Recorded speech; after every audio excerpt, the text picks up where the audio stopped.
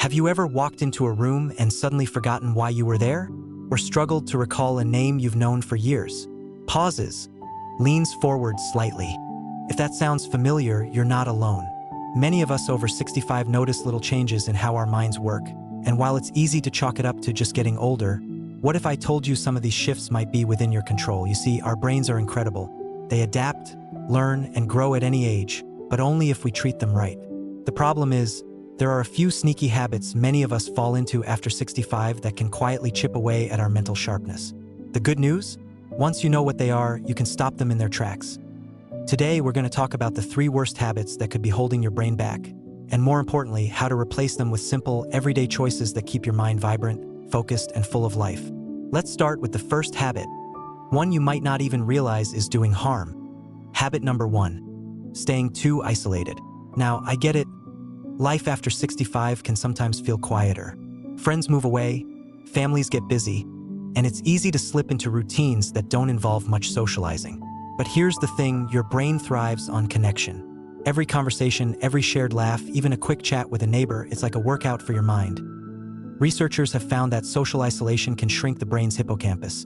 That's the area responsible for memory, as much as physical inactivity does. Think about that. Staying lonely is as hard on your brain as skipping exercise. Now, I'm not saying you need to host dinner parties every night or join a loud crowd. Small steps matter. Call an old friend while you fold laundry. Join a weekly book club at the library, or even an online group if getting out feels tough. My neighbor, Margaret, started a monthly potluck with 3 friends where they swap stories and recipes. She says it's the highlight of her month, and her crossword puzzle times have gotten faster. 2. The key is to find what feels joyful, not stressful. Even a daily wave to the mail carrier or a few minutes of banter with the grocery clerk can keep those neural pathways buzzing.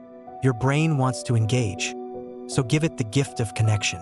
Habit number 2, letting your body and mind go stagnant. You've probably heard the phrase, use it or lose it. Well, that's not just about muscles. Your brain craves movement just as much as your body does. When we settle into a routine that's too comfortable, hours in the same chair, days without stretching our legs or our curiosity, our minds start to slow down. Here's why. Physical activity pumps oxygen-rich blood to your brain, helping it build new connections. And mental stimulation, like learning a new skill or tackling a puzzle, strengthens what's called cognitive reserve, which acts like a buffer against memory loss. But let's be real. Nobody's expecting you to train for a marathon or master quantum physics. It's about small, consistent efforts. Take a 10-minute walk after breakfast and notice the birds, the clouds, the feel of the air. Try a gentle Tai Chi video on YouTube. I'll link some favorites below. And for your mind, dust off that old guitar in the attic and learn one chord. Pick up a magazine on a topic you know nothing about. My friend, Ray, decided to learn Italian at 72 using a free app. He practices while brewing his morning coffee. Now, he can order espresso like a pro in Rome, and his focus has never been sharper. The goal isn't perfection, it's curiosity. Every time you try something new, even if you fail, you're building a stronger, more resilient brain. Now, these first 2 habits, isolation and stagnation, are often linked. When we disconnect from others, we tend to move and challenge ourselves less too. But breaking one habit can help you tackle the other. Start with just one tiny change this week. Call a friend and suggest a short walk together. You'll nourish your brain twice over. And here's what's exciting. Once you've built momentum with these changes, you'll be ready to tackle the 3rd habit, the one that's often the hardest to spot because it's hiding in plain sight. But more on that soon. For now, I'd love to hear from you. Have you noticed how staying connected or trying new things affects your mental clarity? Share your stories in the comments below. We can all learn from each other. In the meantime, keep moving, keep reaching out, and remember, your best years aren't behind you. They're right here, waiting for you to show up as your sharpest, most vibrant self. You know, when we talk about keeping our brains sharp, most of us think about staying active or eating well, and those matter absolutely. But there's another habit that's just as critical, one we often dismiss because it feels, well, too simple.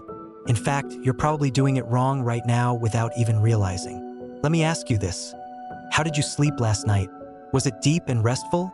Or did you toss and turn, waking up feeling like you needed another cup of coffee just to get through the morning? Habit number 3, skipping quality sleep or treating it like an afterthought. Now, I know what you're thinking. Sleep? Really?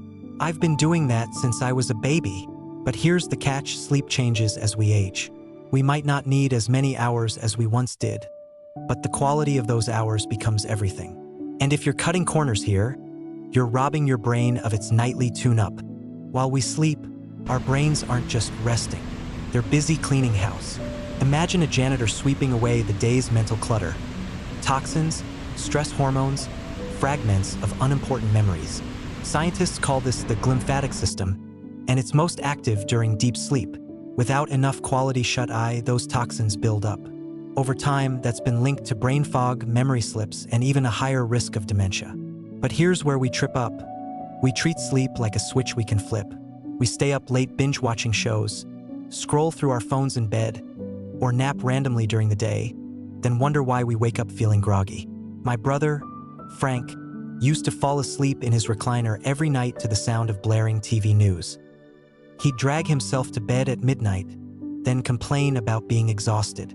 Once he started prioritizing real sleep, quiet, dark, and consistent, he said it was like getting a brain car wash. His memory improved, and he finally stopped misplacing his keys 3 times a day. Now, improving sleep doesn't mean you need to buy a fancy mattress or quit your favorite evening rituals cold turkey. Start small. Try dimming the lights an hour before bed. It signals your brain that it's time to wind down. Swap that crime drama for a calming book or some soft music. And if you're a napper, keep it to 20 minutes before 3 p.m. so it doesn't steal from your nighttime sleep. And about that phone, I'm guilty of this too. The blue light from screens tricks your brain into thinking it's daytime. If you must check something, try orange-tinted glasses or a night mode setting. Better yet, charge your phone in another room. Let your bedroom be a sanctuary, not a newsroom. And let's talk about something we don't mention enough: worry.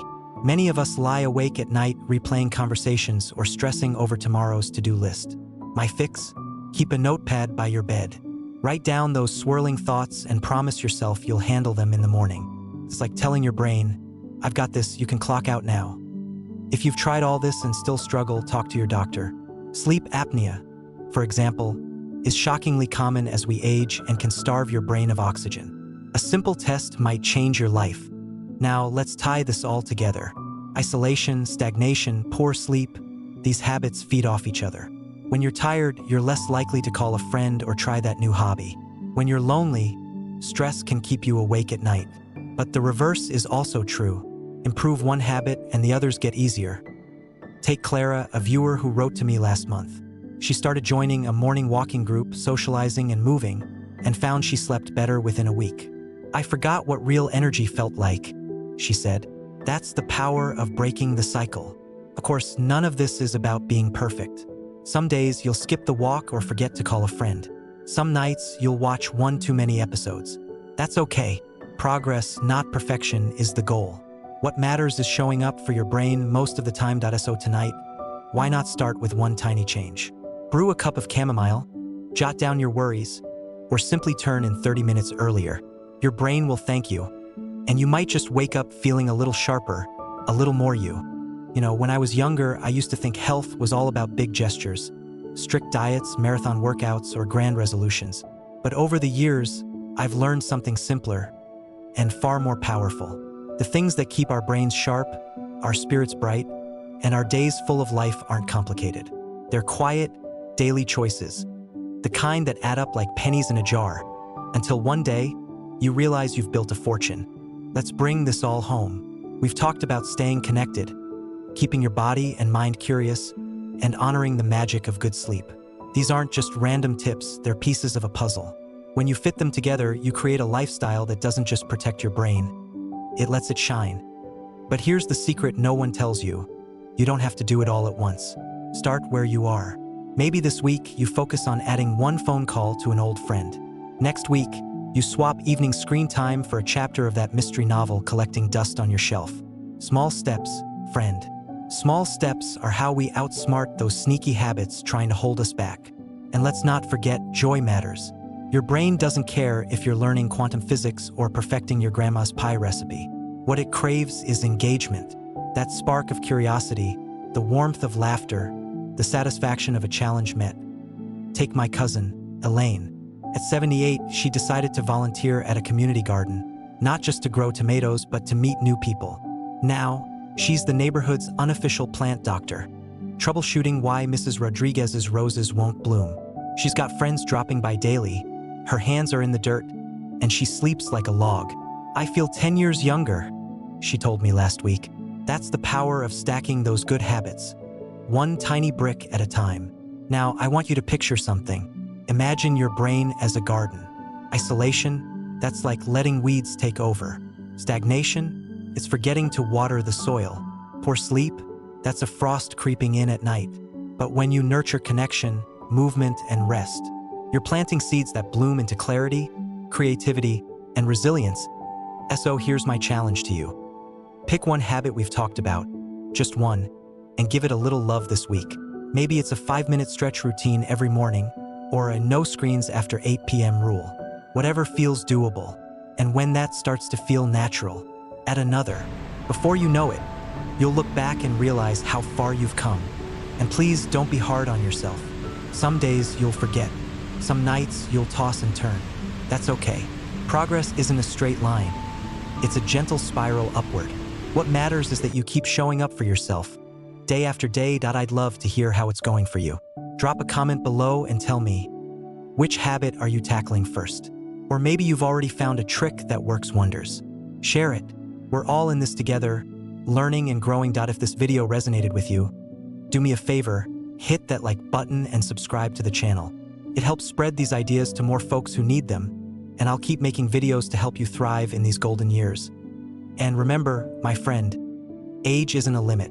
It's an invitation to slow down, savor what matters, and live with intention. Here's to your sharpest, most vibrant self at 65, 75, 85, and beyond.